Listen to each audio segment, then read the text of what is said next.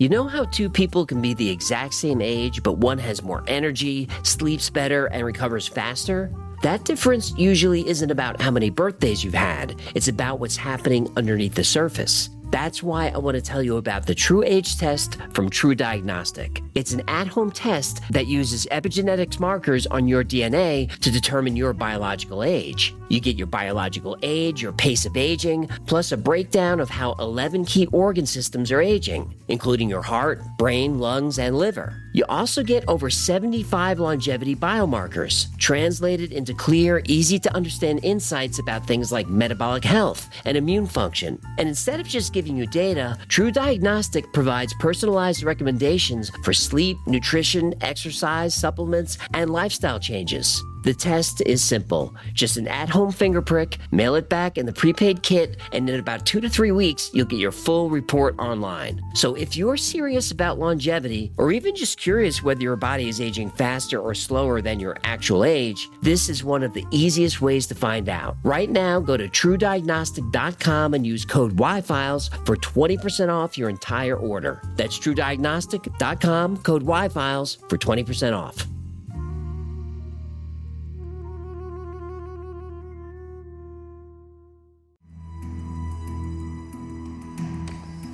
By spring of 1945, Hitler was surrounded. Russia closed in from the east, the British and Americans from the west. The 1,000-year Reich had 90 days left. But Hitler wasn't finished. In a secret lab in Poland, the Nazis scrambled to finish Die Glocke, the bell, a superweapon built with technology so dangerous it was intentionally buried for 1,000 years. The Nazis unleashed a power they could not control. They lost the war, and the bell disappeared. When the fighting stopped, America and Russia raced to grab Hitler's scientists before they vanished. Both sides said they came up empty. Both sides said the men who built the bell were dead and the technology was gone. One side lied, because 70 years later, that same ancient technology showed up in a patent, filed by, wait for it, the US Navy.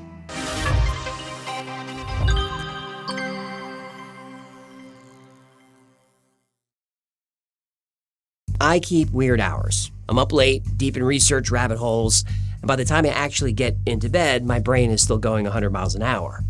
So when I finally do lie down, the bed needs to do its job.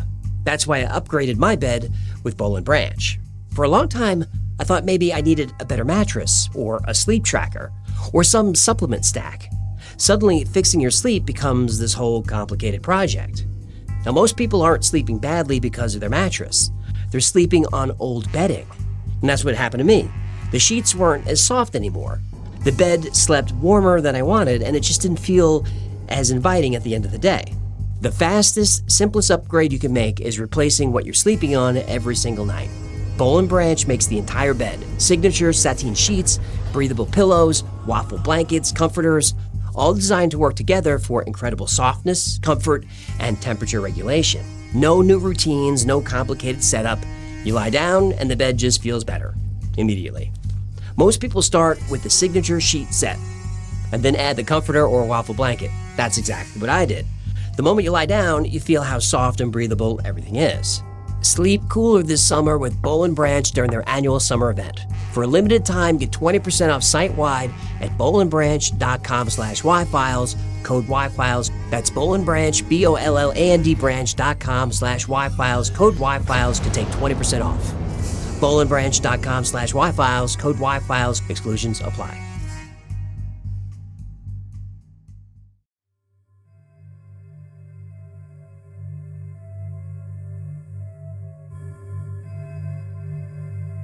In the year 1010 in central India, King Bhoja put down his stylus. He wrote dozens of books on medicine, yoga, poetry, grammar, everything. Now he was writing about architecture, design, and machines. But he started to hesitate, something the king never did. Not because he didn't know what to write, because he realized this information was dangerous. He wrote about technology years ahead of its time. Mechanical fountains that shot across courtyards, water clocks that kept perfect time, automated guards that swung swords at anyone who tried to pass. Every invention was described in precise detail, right down to usable engineering schematics. But he wasn't so generous in his newest and most interesting entry, flying machines. He wrote about a great bird built of light wood with a human controlling wings from the inside. At the machine's center, a sealed vessel of mercury heated by fire propelled the machine through the sky. How exactly the heated mercury defied gravity, Boggia refused to say. There was a heavier craft shaped like a temple. Inside were 4 massive cylinders of mercury set over ovens. And just like the wooden bird, the temple would fly. Boggia wrote down the materials and the proportions. The mercury, the fire, how to pilot the craft, everything. Everything except how to build it. His other inventions came with step-by-step instructions. Not these. The construction of the machines has not been explained for the sake of secrecy and not due to lack of knowledge. In that respect, that should be known as the reason. They are not fruitful when disclosed. Translation, I can build these. That doesn't mean I should. In ancient India, mercury was almost sacred. Mystics believed it could purify metals, cure diseases, even extend life. It was the most powerful substance they knew, but they didn't realize how dangerous it was.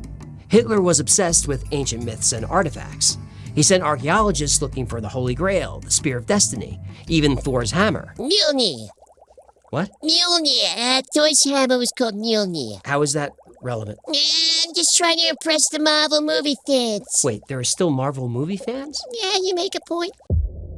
Hitler brought in Sanskrit and Vedic experts to translate the ancient Indian texts that described exotic technology, specifically vimanas, which could generate free energy and defy gravity, and some are shaped like a bell. Germany already had the most advanced aircraft in the world. They deployed the first jet fighters.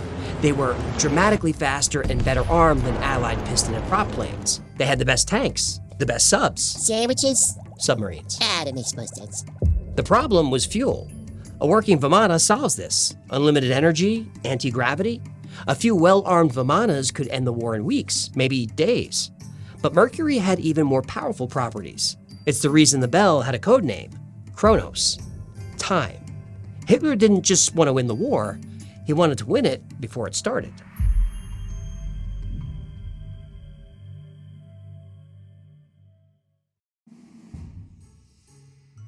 Here's my glasses situation. They're fine. One of the lenses has a scratch, and the frames are a little bent. I need to book an appointment, but can't carve out 2 hours of my day. I barely have 20 minutes, so I just keep wearing them. And that's most of us. You have to book an appointment, pay a ridiculous amount, and wait 2 weeks. Zenni Optical fixes all of that. Zenni is an online eyewear shop. Prescription glasses, sunglasses, blue light lenses, starting at under $30. Pick a frame, upload your prescription, and they ship it to your door. No appointment, no store, no upsell at the counter. My last pair from a real glasses place would have been close to $300. Through Zenni, I paid $34. That's less than my lunch last week. And at that price, something shifts. You stop treating glasses like a massive commitment and start treating them like just a thing you can have. Get the work pair, get the fun pair.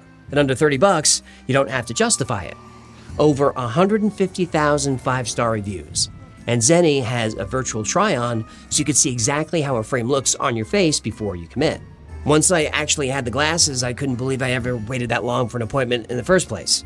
If your glasses are overdue for a refresh, now is the time. Go to zenni.com/podcast and use code podcast15 for 15% off your first order. The styles sell out, so don't sit on it. That's zenni.com/podcast, promo code podcast15.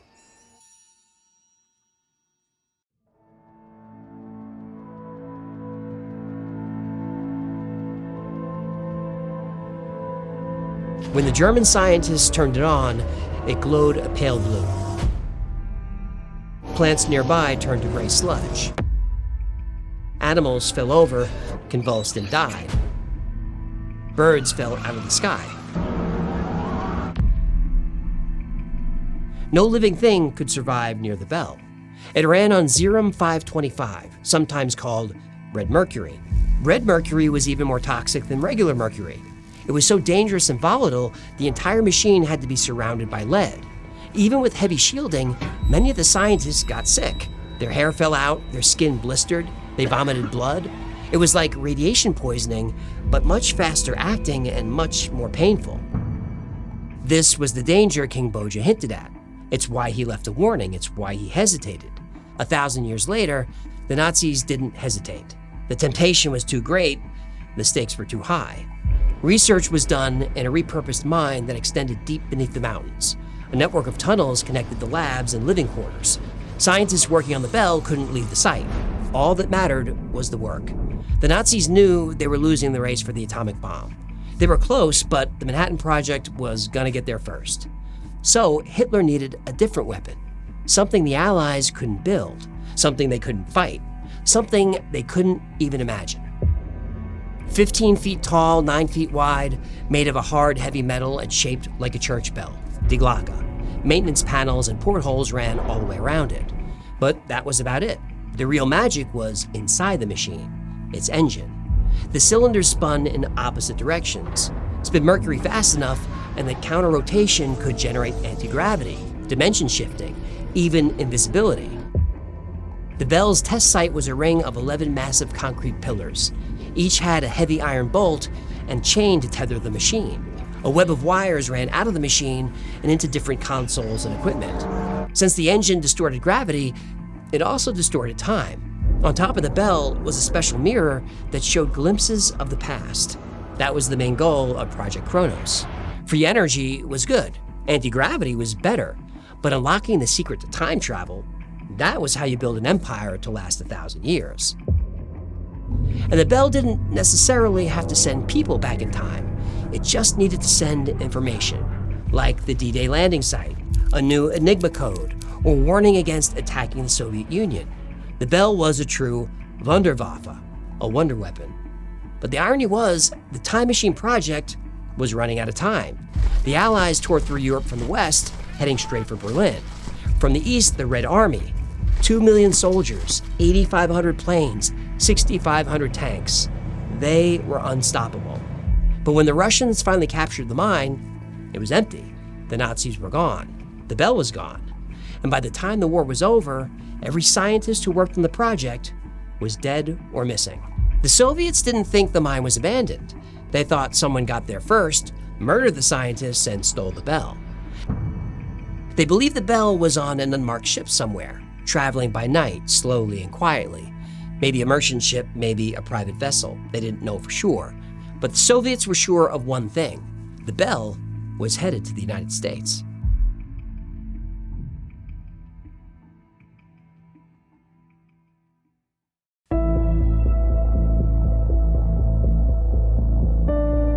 The trapdoor of the gallows dropped, and SS Commander Jakob Sporenberg fell.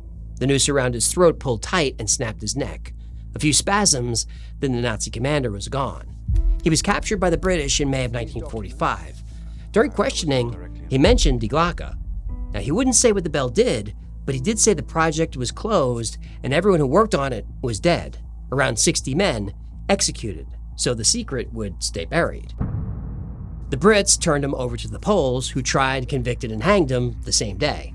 Whatever Sporenberg knew about the Belle disappeared at the end of that rope. The man at the center of the Belle project was Hans Kammler. Kammler was Hitler's fixer, the man in charge of impossible projects. He oversaw the V-2 rocket program, the world's first ballistic missile. He supervised the Nazi jet aircraft factories. He also ran the tunnel system under the mountains, including the one they called Der Riese, the Giant.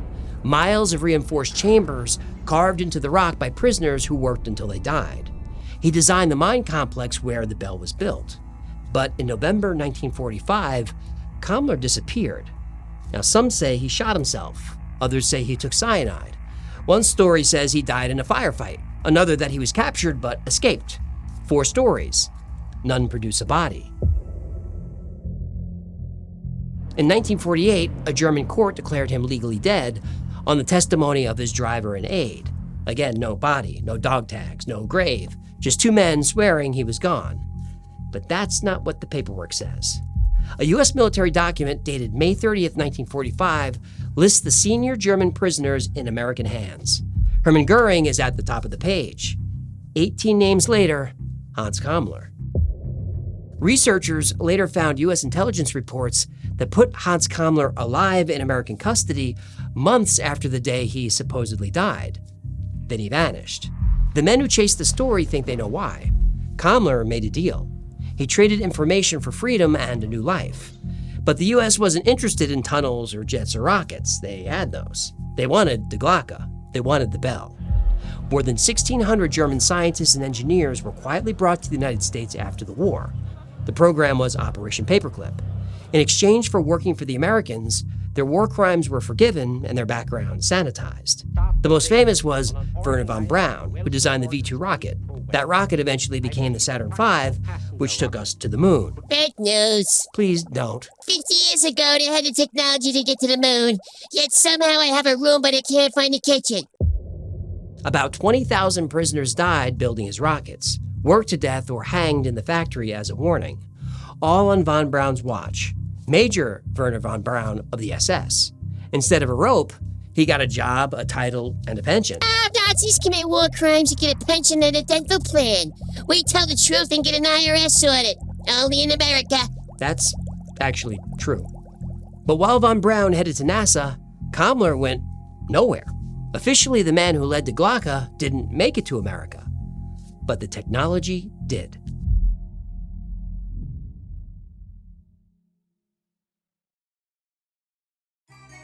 What do you do when the math stops making sense? $39 trillion in debt, another trillion printed every few weeks, stagflation squeezing your dollar, and the people in charge are just calling it a normal day. So here's what the numbers actually say. Over the past year, gold is up around 35%. Silver, up 125%. The stock market clocked in around 27%. Gold and silver aren't just keeping pace, they're not even in the same conversation anymore. And the big banks know it. Bank of America sees silver hitting $309 an ounce. Top banks are projecting gold at $6,300.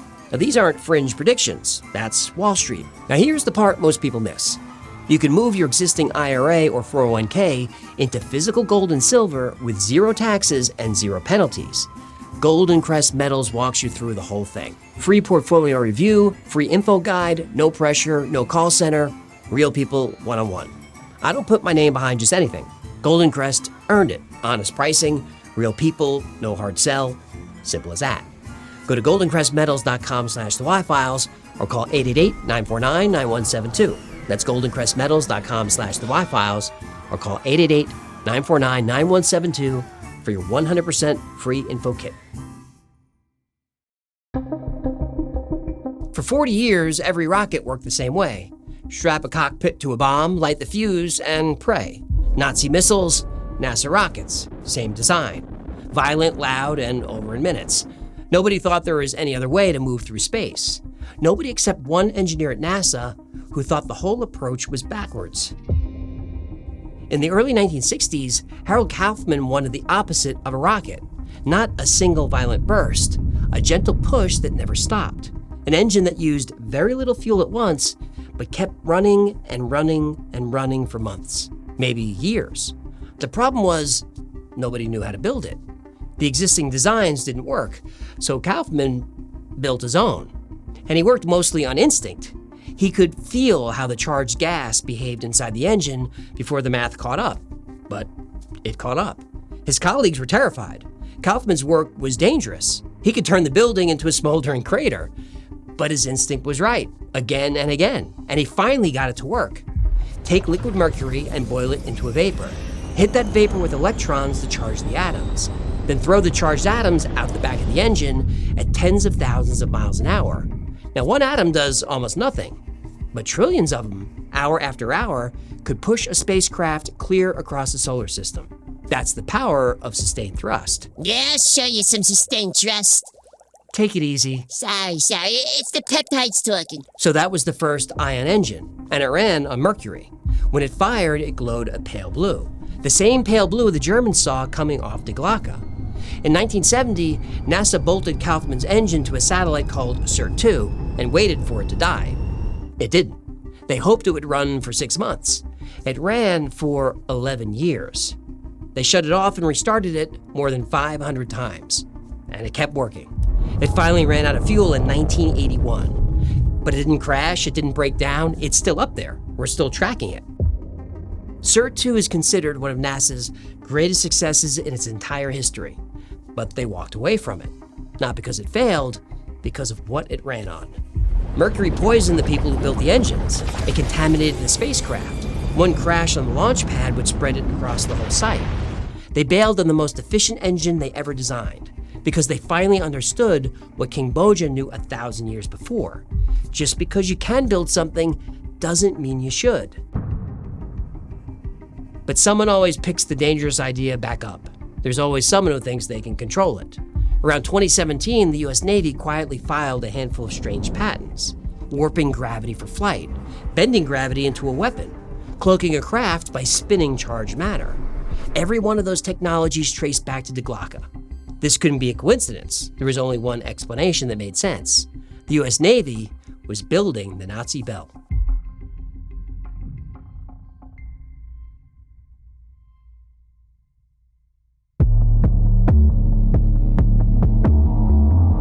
In 2017, the US Patent Office denied the US Navy several patents. That's because they sounded like science fiction. A particle weapon that could knock a missile out of the sky, a fusion reactor small enough to fit in a garage, gravity shielding, cloaking, lensing, and a patent for a vehicle that sounds familiar, a cone-shaped craft that could fly through the air, dive into the ocean, and cross through space. It leaves no heat signature and runs on a single anti-gravity engine. When these patents were rejected as fiction, the Navy's chief technology officer told the Patent Office, all these inventions worked. And by the way, China was also working on the same technology. So in 2018, the patents were approved. China is doing it. Those magic words get any project approved. That's true. Yeah, especially projects that try to gain new functions. Okay, What, bad joke? I mean bad joke? that's enough. Sorry. Get back to the vid. Yeah. The inventor kept a low profile. He still does. Salvatore Paes is an aerospace engineer who worked at various secret test bases. When the public learned about the patents, the media wanted to speak to him. He gave no interviews. There are hardly any pictures of him anywhere. He barely exists on paper. Today he works for the United States Space Force. If you find his cell number, let me know, by the way. All his patents ran on one idea, the Paes effect. Take an object and give it an electric charge. Spin charged matter fast. Spin it fast enough at the right frequency, you warp the space around it. Suddenly, the rules of physics no longer apply. A craft can be invisible or have no mass. Inertia disappears. Gravity bends around the machine instead of pulling it down. This is the same technology Sporenberg described 70 years ago, and the same technology King Boja described 1,000 years before that. But Boja wasn't stupid enough to build it. He knew how dangerous mercury was. He saw what happened to the men who handled it. Tremors, vomiting blood, blindness, insanity. He knew one spilled barrel would poison a city. The Nazis ignored that warning in 1945. NASA learned it the hard way in the 60s.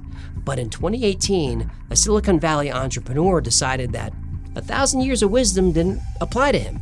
He put together a plan to launch thousands of satellites into near-Earth orbit, and they would put 20 metric tons of mercury into the atmosphere. 20 metric tons per year. You want to know what the Earth looks like after a few years of that? Okay, you asked for it.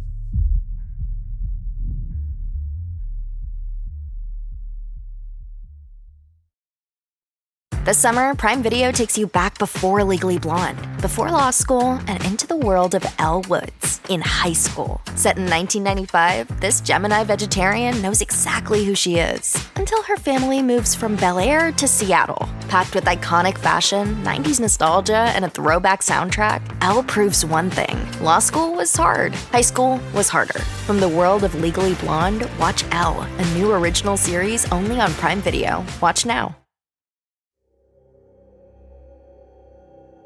It starts in your mouth. A taste like old pennies. Your gums smell and bleed. A tooth comes loose, then another, and you can't stop drooling. Then your hands turn pink, bright and swollen like they've been boiled. Skin peels off your thigh in long red strips. Light is unbearable. You sit in the dark. The sun feels like needles in your eyes. Then comes the tremors. Small at first. It's difficult to write. Then you can't hold a cup. You can't hold a spoon. You can't feed yourself. But by then you don't care. You have fits of rage, then fear, then long empty stretches where you can't remember your own children's names. then you can't remember your own name. You can't remember anything at all. It's in the rain, then it's in the wheat, then in every plant on Earth. The animals go first. Most die of convulsions or internal bleeding, but some go insane. Dogs attack their owners. Cats intentionally drown themselves. And it's in every tap on Earth. You can't boil it out, you can't filter it, and it kills you slowly, mercilessly. By the time you die, you're barely human. And the babies are born already shaking. That's what worldwide mercury poisoning looks like. And it almost happened. Oh, so this isn't gonna happen? No. Ah, that's too bad. When you said cats were drowning, I felt so warm inside. Stop that. Vicious hell beasts. The Minamata Convention banned new mercury mining and phased out existing mines. The U.S. signed it in 2013. Mercury could no longer be used in manufacturing and healthcare. But here's the thing about that treaty. It didn't say anything about space. In 2018, Apollo Fusion Inc. began quietly pitching Mercury engines to satellite manufacturers. Mercury was cheap and efficient. A few pounds of mercury could power a satellite for a year. Thousands of satellites means saving billions of dollars. Small problem though. All those engines emit their mercury waste back to Earth. A whistleblower did the math. In 2018 alone, about 4,000 satellites were launched. Just 1,000 satellites would dump around 20 tons of mercury into the upper atmosphere, and that was 20 tons every year. It'd be in the rain, then the oceans, then the entire food chain. Mercury would infect every cell of our bodies. That's 3 safety tips for you guppies out there. Don't talk to strangers. Don't eat gas station sushi. Don't touch a T-1000 or Robert Patrick. Yeah, somebody out there gets it. In 2022, the UN closed that loophole and banned mercury as satellite fuel. But closing one loophole doesn't close the next. Ban something, and the money just goes looking for the exception, and it always finds one. And whether it's using illegal chemical weapons in Vietnam or illegal drone strikes on sovereign countries in 2026, nobody's better at war crimes, loopholes, than the USA.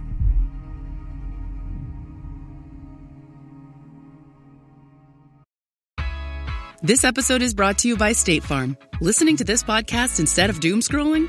Smart move. Another smart move? Getting help from one of State Farm's 19,000 local agents when you choose to bundle home and auto. Bundling, just another way to save with the Personal Price Plan. Prices are based on rating plans that vary by state. Coverage options are selected by the customer. Availability, amount of discounts and savings, and eligibility vary by state.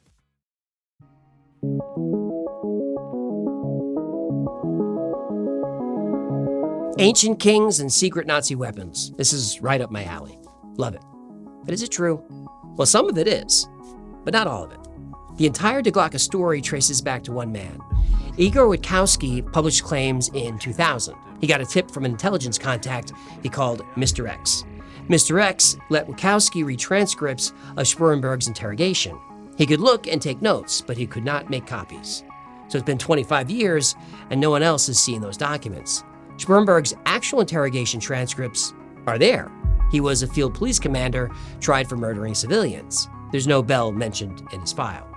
But we don't have to listen to journalists, because why would you? We can listen to the Nazi scientists themselves, literally. At the end of the war, the British rounded up 10 of Germany's top nuclear physicists. They put them in a country house and bugged every room. For 6 months, scientists talked freely. They argued about why Germany's atomic program failed. They argued about quantum mechanics. They argued about women. The transcripts came out in 1992, hundreds of pages. There's no mention of a bell, no Serum 525, no Chronos, no red mercury, no flying machines. And these are the men who would know. These were the scientists linked to Die Glocke by Igor Witkowski. Those 11 concrete pillars in the forest, well, they make the story feel real because they're there, but it's just a base for an industrial water tower. There are structures like this all over Europe. The Die Glocke story really took off in 2001 when Nick Cook wrote about it in his book, The Hunt for Zero Point. Cook was a respected aerospace journalist. His book was about advanced propulsion. He was intrigued by the Die Glocke story, but he framed it as part of a pattern of rumors around Nazi wonder weapons. He never said it was true. In 2021, he said Die Glocke was probably part of Germany's nuclear program, and probably designed for enriching uranium. But that's not the end of the story. Like all good urban legends, there's plenty of truth here. King Boja was real. He wrote hundreds of books about everything, including engineering. The Samarangara Sutradhara is real. It really does describe Mercury and fire lifting a craft into the sky, and he really refuses to finish the instructions. Vimanas were real. Sort of. They were flying chariots or flying palaces used by gods in Hindu literature. Now, were the ancient Indians describing UFOs? That's a different episode. Yeah, you're lucky. That's the theory. NASA really did power satellites and spacecraft with mercury. They stopped in the 1970s because it was so toxic. That didn't stop a former Google exec from trying to get rich. Salvatore Pais is a real engineer. The patents for anti-gravity and visibility faster than light travel, all real. But Pais has no peer-reviewed evidence, and his descriptions are vague, and they mix proven science with speculation. He's been widely criticized by physicists and engineers for those claims. Forbes magazine said his technology is either an Einstein-level breakthrough or government-funded gaslighting. I think you know where I stand on that. What about the disappearance of Hans Kammler? Well, the story is dicey. There are documents putting Kammler in U.S. custody. He was even assigned an interrogator, but the U.S. has never released an official statement. FOIA requests about him are denied, or disappear, or are heavily redacted. American intelligence has plenty of records about Kammler, but most of them are still classified. Now, from my research, I'm pretty sure the Americans had him. Now, whether he died, was murdered, escaped, or given a deal, I don't know. The U.S. is still hiding a lot of information that's 80 years old. Red mercury, that's a myth. But there's a reason real mercury shows up in so many stories. It's fascinating. Mercury is the only metal that's liquid at room temperature. It's heady, it flows like water, it carries electricity, and when you charge it, it glows. It looks like magic. But it's dangerous magic. Boja said he left the instructions out for the sake of secrecy. For 1,000 years, people read that one way. He didn't want anyone to abuse the technology. But Boja wasn't protecting the machine from us. He was protecting us from the machine. And look at what happened every time someone actually built the Mercury engine. It worked. Engineers ran Mercury through power plants and it was more efficient than steam. NASA used it in satellites that ran forever. The machine was never the problem. The Mercury was. Every one of those projects died the same way, not from failure, from poison. This was the lesson King Boja tried to teach us 1,000 years ago. Just because you can build something doesn't mean you should. And as long as Mercury and greed exist at the same time, someone's always going to try to conquer Mercury, and a lot of people are going to get hurt. So, Mercury or greed, we have to get rid of one of those. But there's really only one we can control. Because Mercury, the magical metal that can destroy a civilization, it lasts forever.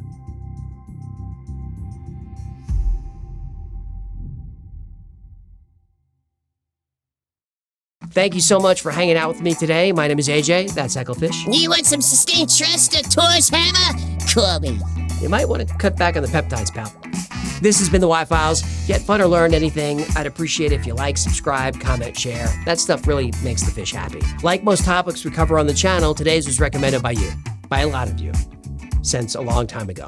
If there's a story you want me to cover, go to theyfiles.com/tips, leave a note, catch us in the chat, hop on Discord, send us an email. You can reach us. Always looking for good stories.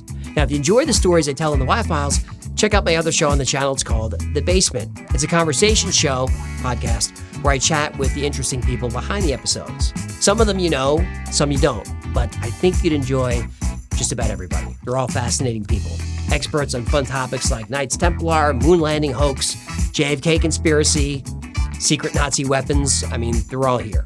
Random stuff. And if there's someone you'd like to see on the show, let me know. Always on the hunt for good guests. Remember, you can take us on the road. The Y-Files is also a podcast. I upload about twice a week, episodes, campfire stories, interviews, and it's called the Y-Files Operation Podcast. I was short on time for a name, that's what I came up with. Anyway, it's available everywhere. And if you are listening on an audio platform, hit the buttons, the thumbs up, follow, like, whatever they are. Those really help a lot. If you need more Y-Files in your life, see a therapist. No, I'm just kidding. Or see one. Can't hurt. Anyway, there are 100,000 members on Discord, so 24/7, there's someone on there talking about the same weird stuff we do here. It's a great community, really supportive, a lot of fun, and it's free to join. Speaking of 24/7, check out our 24/7 stream on the Y-Files Backstage. Over there, we run episodes back-to-back, with some fun content in between. The content in between, I think, is better than the episodes. And better than the content is the chat. There's a great community over there. There are links down below. Y-Files Backstage. Special thanks to our patrons who made this episode happen and make this channel possible. Every episode of the Y-Files is dedicated to my Patreon members. I couldn't do any of this without you.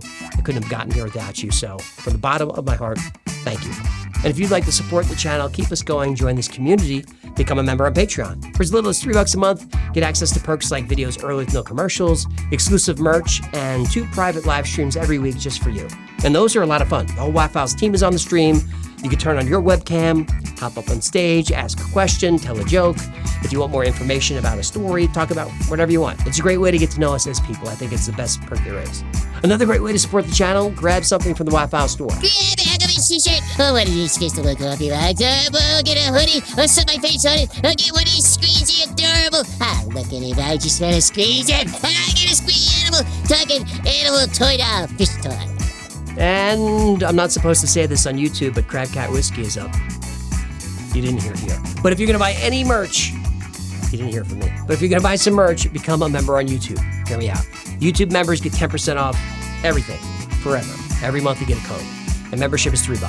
So if you're going to spend $40 on Fistable coffee mugs or t-shirts or fish shirts or whatever, it pays for itself. And look, you want to use the code and cancel, that's fine. That membership is not there to make me money. It is there to save you money. Plus, all that revenue goes to the team. I don't touch it. Keep that secret tucked under your dorsal fin, eh, pal? Those are the plugs, and that's going to do it. Whew, that was kind of janky. I wonder how much we're going to cut. I'll find out. Until next time, be safe, be kind, and know that you are appreciated.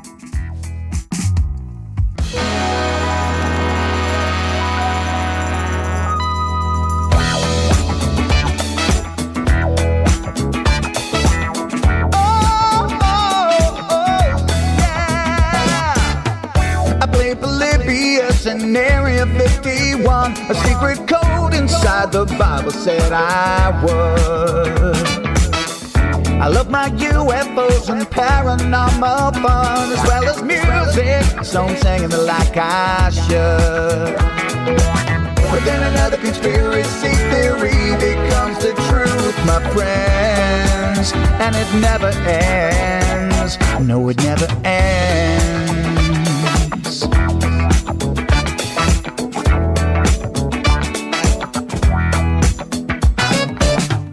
I feel the crap cat and got stuck inside Mel's hole with MK Ultra. I'm being only too aware. Did Stanley Kubrick fake the moon landing alone on a film set, or were the shadow people there? The Roswell aliens just fought the smiling man, I'm told, and his name was Cold. And I can't believe I'm dancing with the fish. Head no fish on Thursday nights, Wednesday J2, and the Wi-Fi's have the beat all through the night. All I ever wanted was to just hear the truth, so the Wi-Fi's have the beat all through the night.